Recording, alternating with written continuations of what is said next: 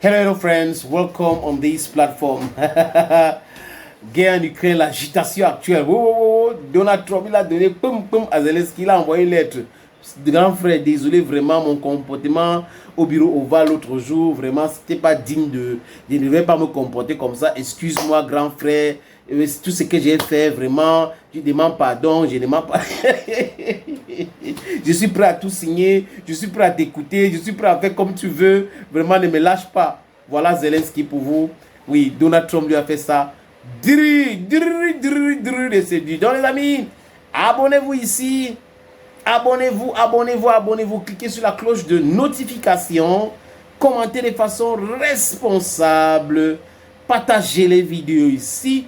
Likez. Voilà, parce que c'est aussi grâce à vous que cette plateforme va partager encore, envoyer des notifications à beaucoup de personnes. Si vous commentez, s'il y a beaucoup de commentaires, les partages et tout ça, les likes, ils vont aussi entrer dans la danse. Donc on doit les obliger à faire passer notre message. Les amis, je suis l'homme le plus noir de la terre. Appelez-moi le sénateur Cletus, Sa Majesté sénateur Cletus Lundzé. Sa Majesté sénateur Cletus Lundzé, l'homme le plus noir de la terre. L'homme qui dit toujours la vérité. L'homme qui est là pour la justice. L'homme qui n'est pas dans les manigances. Qui croit à la valeur humaine. Qui pense qu'il faut penser à tout le monde. Et ne pas penser à une groupuscule de personnes. Quand on est en train de faire des choses qui concernent tout le monde. C'est tout le monde qui devrait en bénéficier. Les amis, vous avez vu la réunion à Jeddah. Où le ministre des Affaires étrangères ukrainien était présent. Le chef du cabinet de Zelensky était présent. Zelensky lui-même était là, mais dans un hôtel où Marco Rubio était là et le ministre de l'Intérieur des États-Unis était aussi présent. Ils ont discuté. C'est ressorti quoi? Que les Ukrainiens ne vont pas discuter avec les Américains. Ils vont faire exactement ce que les Américains veulent. Donc il n'y a pas de garantie de sécurité, il n'y a pas ceci, il n'y a pas tout cela. Ils discutent sur quoi? Un cessez-le-feu de 30 jours et que ça peut continuer comme ça, et ils discutent de résolution de la guerre en Ukraine. Parce que pour Donald Trump, ce qu'il dit, c'est qu'il veut que les gens arrêtent de mourir. Donald Trump a déjà discuté avec Vladimir Poutine avant, quand il était candidat aux élections. Quand il gagne les élections, il a déjà discuté avec Poutine. Il devient président, il a discuté avec Poutine. Donc Zelensky doit tout simplement accepter ce que les deux ont décidé. Donc s'il veut s'opposer, vous avez vu, les Américains avaient arrêté le renseignement. Conséquent, pluie de bombes, destruction totale.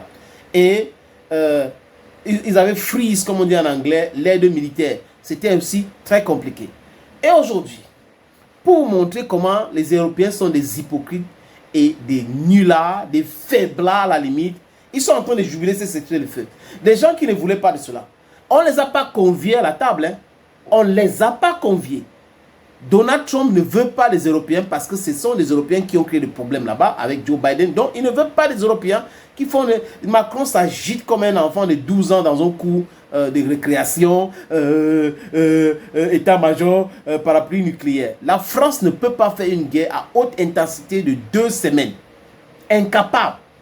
La France ne peut pas. D'ailleurs, Vladimir Poutine lui a envoyé un petit message. Attention, petit frère. Emmanuel Macron s'agite aujourd'hui. Pourquoi? Parce que la Russie a aidé les pays du Sahel de se libérer de la France. La France qui disait on est riche, on est ceci, c'est un pays de pilleurs. La France pille, la France pollue. Ce que la France a fait en Afrique, la France doit payer réparation. Les amis, ce qui s'est passé à Jeddah, c'est pour donner des instructions aux Ukrainiens. Voilà ce que les Américains veulent. Vous ne devrez pas discuter. Mais les Européens, oui, on va voir qui veut la paix, qui ne veut pas la paix. On va voir. Maintenant, ils se sont... C'est-à-dire qu'ils s'agitent sur les plateaux. Sur le plateau de Rocheben, je vais vous montrer cet extrait. C'est un monsieur qui a été toujours hors sujet, qui a invité les gens hors sujet, qui a invité les mercenaires qui disent qu'ils étaient des experts. Les gens qui étaient des experts de Covid, devenus des experts de l'Ukraine, qui racontent de bouba. Vous allez rire, les amis. Les extraits que je vous ai montrés là, vous allez rire. Parce que... they are just very stupid. Quand on est stupide, on est stupide. Quand on raconte les boubas, on raconte les boubas. Les Américains ne peuvent pas imposer un cessez-le-feu aux Russes. Ils ont essayé par les armes, ça n'a pas marché. Donc il n'y a pas moyen. Sanctions, ceci, ça ne peut pas marcher. Voyez un peu les amis. Les Russes vont arrêter quand ils voudront. Ce n'est pas parce que les Américains... Donald Trump a fait quoi? On va voir maintenant qui veut la paix. Et jusqu'à il y a un ambassadeur de la France en Ukraine qui dit oui, on va voir maintenant, les masques vont tomber. Quels masques vont tomber? C'est vos masques qui sont tombés parce que vous n'êtes rien, vous ne représentez rien. L'Union européenne, ce n'est pas un État, ce n'est pas une nation. Vous êtes éparpillés, vous êtes des va-t-en-guerre alors que vous êtes des faiblards. Vous comptez sur les États-Unis d'Amérique pour menacer le monde entier. En réalité, vous n'êtes rien. Les amis, I want you please to watch this. Est-ce que ce renversement de situation vous plaît ou vous déplaît? Il faut mesurer ce qu'on est en train de vivre. Le président Zelensky disait sur cette antenne même, dans cette émission, il disait il ne faut pas négocier avec la Russie tant que les dirigée par Poutine. Il faisait même la comparaison avec Hitler, il disait regardez, on n'y a rien gagné. Il a changé. Les Européens ont changé. Les Européens, on ne les a plus jamais parlé avec eux. En réalité, tout est en train de bouger sous nos yeux. Est-ce que c'est pour la bonne cause d'après vous, pour la mauvaise? Oui, vraisemblablement. Enfin, on peut que se réjouir si effectivement il y a un cessez-le-feu, déjà. Parce qu'il y avait... je sais pas quoi, 1000 morts par jour, peut-être 2000 entre les Ukrainiens et les Russes. Peu importe les conditions. Donc on peut se réjouir de ça, mais... C'est pas ce qu'on disait, je vous rappelle, sur beaucoup de plateaux, on disait pacifisme égale défaitisme, égale pétainisme, etc. C'est la décision des Ukrainiens, là. Ouais. Je veux dire, on a toujours dit... La position française a toujours été très claire, c'est nous suivons les Ukrainiens s'ils décident de continuer la guerre, mais nous nous alignerons et nous respectons la décision de l'Ukraine qui est un pays souverain.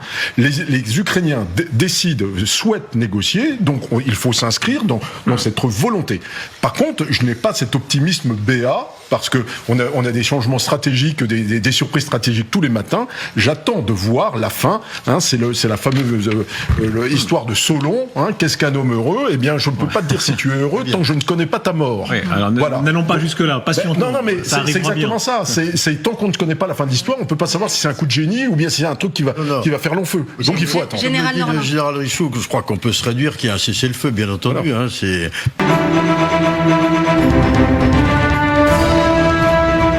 c'est la moindre des choses. Je pense que de ce point de vue-là, c'est une très bonne chose. Maintenant, moi, je m'étonne qu'on traite Zelensky comme l'adversaire. Il aurait cassé qui est l'adversaire? Qui est l'agresseur? C'est Poutine. Et là, on considère que l'adversaire, c'était Zelensky. C'est quand même invraisemblable.